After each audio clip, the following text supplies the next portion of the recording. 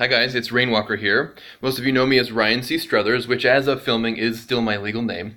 And I'm here today to ask you to help me by donating $17.76 directly to me through my website here at rainwalker.us. So it's been a long time since I've been in touch with most of you, and unlike most of you, I don't have the privilege of being in a business where there are already customers. So I haven't been able to join you in doing things like get married, have kids, and have dinner parties. I really envy all of you if you have a life where you have a business or livelihood with customers. All right?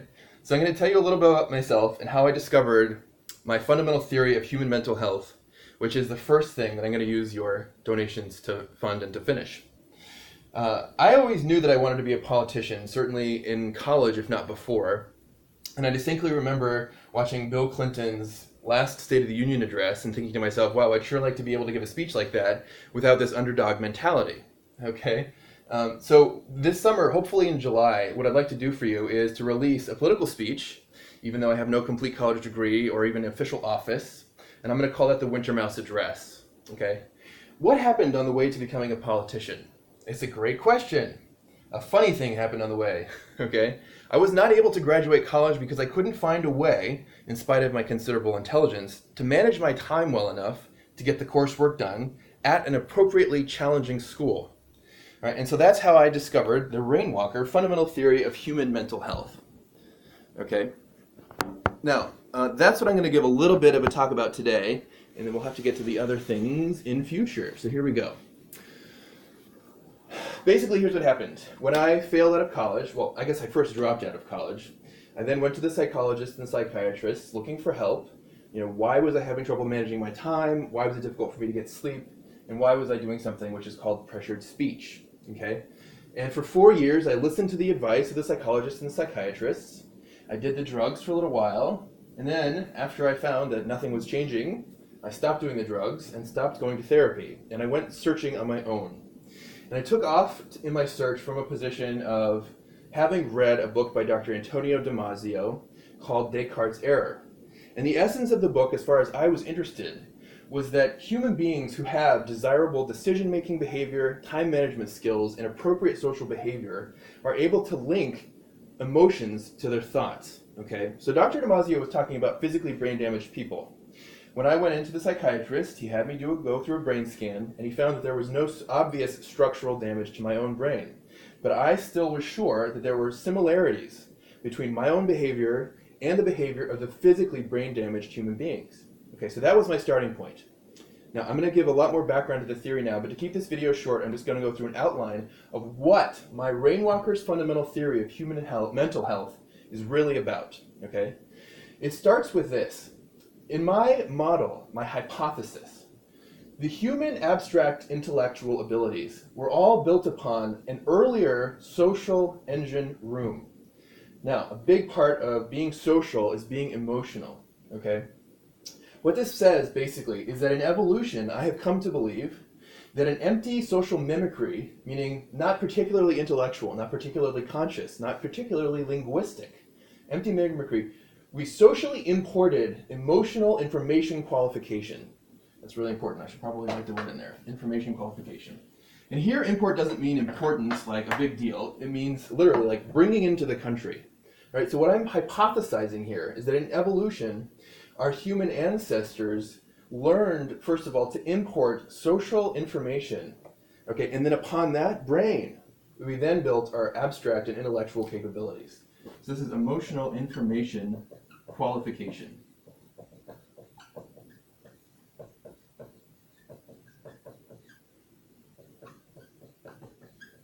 All right.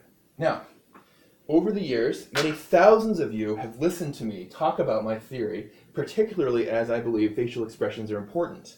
Okay, and that's just the problem. Thousands of people have nodded and smiled at what surely were innovative proposals and done nothing. Okay, so I'm here today asking you to fund me directly so that I can personally oversee the completion of my theory, the verification of my ideas using experimental testing, okay, and then the implementation of any valid scientific conclusions into our human culture and especially into our psychotherapy industries.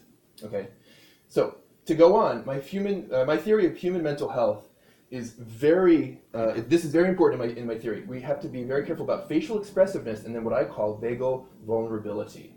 Now, this is a derivation of the word vagus, and there's a nerve that goes down through the middle of the human body core that we call the vagus nerve. Vagus is a word that means wandering. Okay, and so the vagus nerve is the nerve that wanders from our brains down forward of our spinal cord through our heart, our lungs, and our guts. Okay, and so in other words, in many people who are damaged in their spinal cord, they still have the ability to breathe and have a heartbeat and a digestion and an emotional life, precisely because the vagus nerve is not damaged.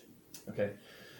Now, if we use the vagus nerve, then we're being, in my estimate, my hypothesis, like children. Okay, so I don't know for sure very many details about early childhood neuropsychological development, but it seems very clear that early on in human life, in the first few years of life, the vagus nerve is more directly involved in being emotional than it is ever after the age of 4. Okay, and so the idea in being vagally vulnerable is to recapture the deep impressionability, okay, of being open to influence using the physical emotionality of the vagus nerve. That's what vagal vulnerability means. Okay, and if we are not emotional in our mode of operation, then there's this danger that we humans can do what's called a flight to the abstract, which means we rely on our intellectual capabilities way too much. Okay, and in other videos, I'm going to go into why that's a problem. Essentially, the problem is this. If you're being too intellectual about things, then you quickly run into a difficulty in making computations, the chess problem. If then, okay? It's too hard to sort out using the narrow conscious space. So the social and emotional spaces are ingeniously efficient ways of compressing computations, okay, in a very time-effective manner, okay? So I started to hint at this, but basically my model of human mental health is going to get into how cooperation, in my hypothesis, probably was way, way, way more important than competition, okay? So maybe one of the most practical results that's going to come out of my theory is a reform of the psychotherapy industries, and what I'm sort of laughing here because it's not just a reform, it's actually, we're going to inform, perhaps for the first time ever, the psychotherapy industry with some valid neuropsychological concepts, okay, which they seem to be missing. At least they were when I was in therapy, and I don't see any sign of change from being in the New York City socialized homeless industry just earlier this year. Okay, there's a lot of very outdated ideas in psychotherapy. Okay, so essentially what I'm saying is that psychotherapy should take this to heart. First of all, thoughts are like skills; they're not like chemicals. Okay.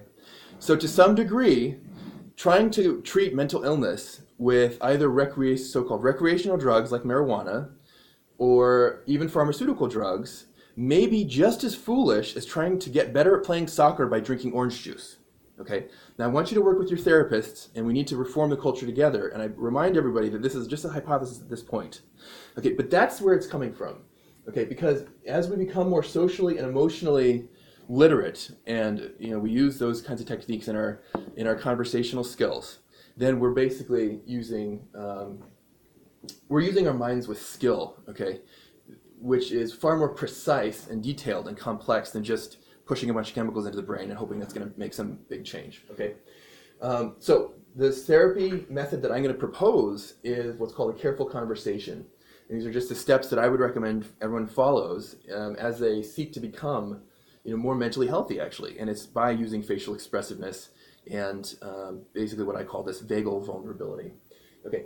By the way, one of the other things that's going to happen as I continue to publish videos about mental health is I will actually define mental health.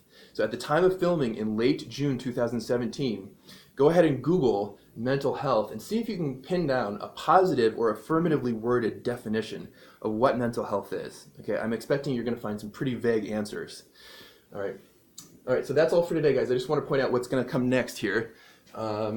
The 2 work products that I'm hoping to complete with your funding are going to be, number 1, I will have a website at rainwalker.us, which will include more videos about this mental health theory that I have, and they'll be short videos so that they're useful, and people can go out and watch one on their phone, maybe, just for 5 minutes. Okay, and then over time, you can work your way through the whole theory and the whole tree of videos that I'll make up for you.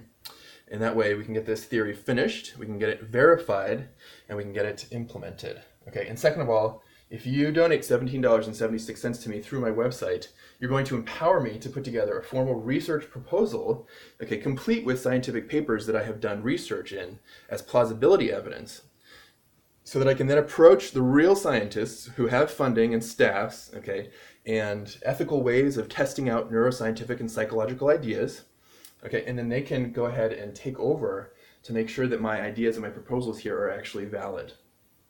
Okay, I'm also going to be able to finish, hopefully again by this July, a Winter Mouse address. And so here's kind of a big boast, which I make as a preview. I honestly believe that in the Winter Mouse address, I'm going to make more sense about the following topics than anyone else in history. And I'm sure that will sound grandiose. All you have to do is stay tuned and you can see for yourself. I'm going to make more sense about race, gender, mental health, American politics, Hillary Rodham Clinton and her recent presidential campaign, war and peace, and even Jesus Christ than you've ever heard before. Okay? And then finally, I'll also put together a video just on a careful conversation.